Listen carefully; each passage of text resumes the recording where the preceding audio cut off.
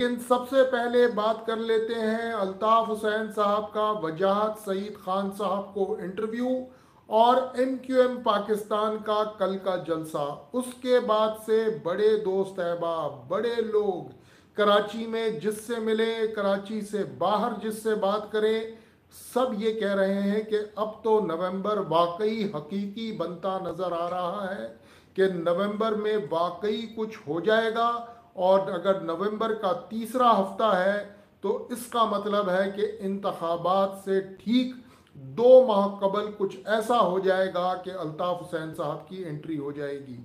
बात मुझसे भी पूछी जा रही है और लोग अपने तौर पर अंदाजे भी लगा रहे हैं। मेरा मामला ये है कि मैं सिर्फ तज्जिया देता हूँ, खबरें शाज़ व नादिर ही मेरे पास आती हैं। इतना बड़ा रिपोर्टर नहीं हूँ, ना ही इतना बड़ा सहाफ़ी हूँ, लेकिन ये मैं अपने तज्जिए से बता सकता हूँ कि अल्ताफ हुसैन साहब ने लैंडमार्क इंटरव्यू दिया है। मैंने अपने 7:30 बजे के टीआरपी में भी कहा था कि लैंडमार्क इंटरव्यू है अल्ताफ हुसैन साहब का, और उसके बाद यकीनी तौर पर उनके लिए दरवाजे खुल सकते हैं।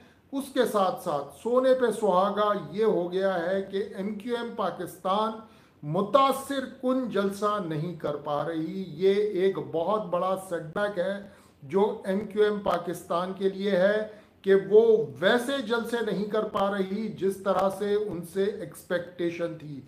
ये बात जहन में रखिएगा कि एमक्यूएम पाकिस्तान ने अब तक मलिर टाउन में, औरंगी टाउन में और लियाकताबाद टाउन में जलसे किए हैं। कोई भी एक मरकजी जलसा नहीं किया है एमक्यूएम पाकिस्तान ने अब तक, और लोग अब इसके बारे में जाहिर है चमगोइयाँ भी कर रहे हैं और 100 मुंह और 100 बातें हैं।